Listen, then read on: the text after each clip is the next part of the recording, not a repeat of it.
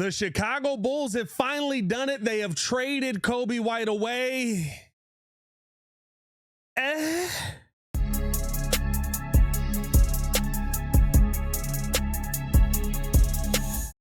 Appreciate y'all for tuning in to show love to another edition of the Windy City Breeze Sports Talk Daily. Hit that like button, subscribe to the page, leave a 5-star review. Y'all know what to do. The Bulls have finally done it. They have moved on from Coby White on the team, and I don't know how to feel about this trade. They have moved on from him for Collin Sexton, for a young French player whose name is escaping me right now, but he's averaged 3.7 points per game, so I'm not that concerned about him being a part of the team. And then 3 second-round picks. Now, this is an interesting trade because you could look at this one of two ways. You could look at this and go, I mean, realistically speaking, okay, here's his name. I want to give him his credit.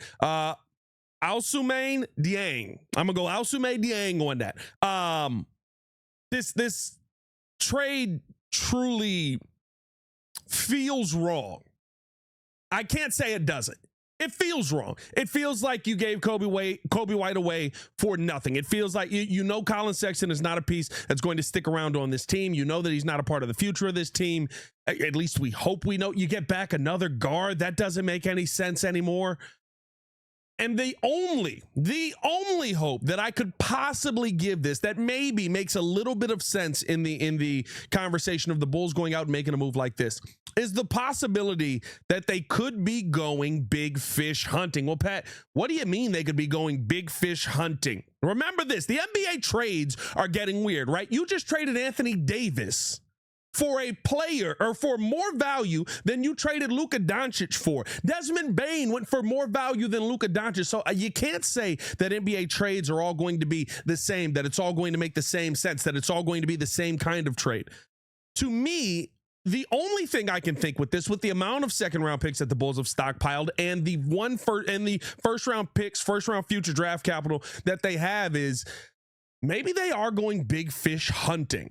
Well, Pat, how you going big fish hunting with this collection of players and and second-round picks? Remember, Kevin Durant was traded with Clint Capella, by the way, for Jalen Green, Dylan Brooks, the 10th overall pick, the 31st overall pick, the 41st overall pick, Daquan Plowden, a second-round pick, the Brooklyn Nets, because this was a bunch of teams that were part of this trade, right, to make the money work. The Brooklyn Nets get a second-round pick, the Warriors get a second-round pick, the Hawks get David Roddy, 2031 second-round pick, cash considerations. We know the Bulls are big on cash considerations around here. The Lakers got a second-round pick, cash considerations. The Timberwolves got a second-round pick,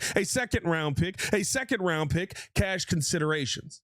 The only thing that I could possibly, where maybe this makes a little bit of sense, is the possibility that maybe the Bulls actually are going big fish hunting here. Otherwise, you did just give Coby White away for nothing, and maybe you are trying to bottom out. You're trying to tank and find a couple of pieces that could be a part of your guard rotation of the future. We know that they're looking to possibly move on from Ayo Dosunmu in this conversation as well, and so maybe, if you move on from Ayo, you try to bottom out this year. Your team's really in a spot where it's not talented enough, and you're saying, hey, we're going to have picks coming up in the draft where if you're not doing this, we're bottoming out and we're going to have a higher draft pick. We're going to get our big man of the future in this upcoming draft. I'm not saying that couldn't be the case for the Bulls this season.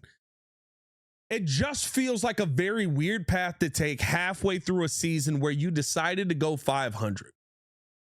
Seems like a very weird decision to make in a very good draft that is upcoming in a year where you're kind of like, halfway through, maybe we're 500. Dang it, we're in the play-in again. All right, let's finally bottom out.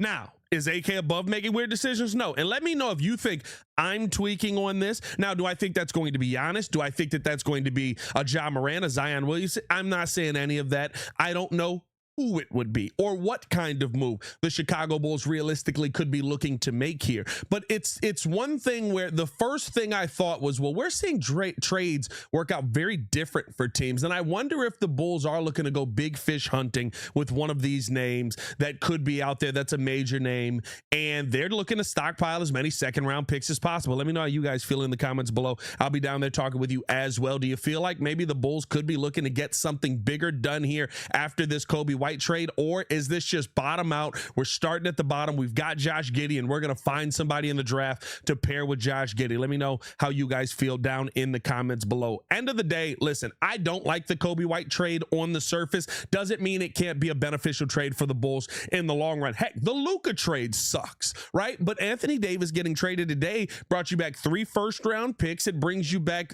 second-round picks. It brings you back young players in that process as well. And so you can kind of look at that and say, yes, the Luka trade sucks. We got rid of a much better player than anything. Heck, the trade that Anthony Davis and who else went over there? I forget who else goes over there.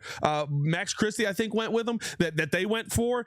You wouldn't offer for Luka in a billion years. But now that you're here, you really maximize the value of what AD could have brought back. And I think the AD trade tells you a ton about kind of where this team is at moving forward. Jared McCain getting traded to OKC. That trade doesn't make sense, right? We can't go off of this old school world where it's like, well, we saw this happen for here, so that means it's got to happen here.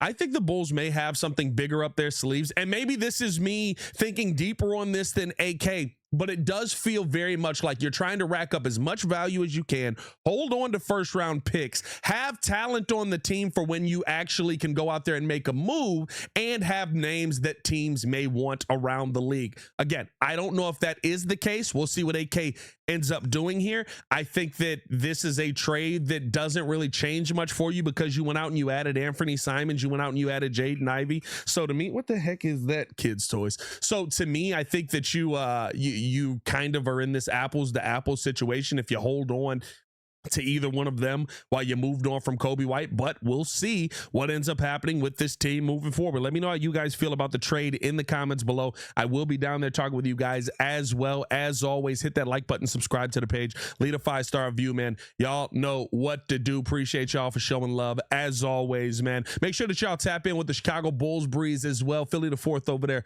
knocking out a live stream on that channel on the Coby White trade news here, and hopefully we got more news coming that makes this all make sense. Y'all stay safe out there, Chicago. Bear down, one love. Peace. Bear down, one love. Wrong team. C-Red Nation, stand up.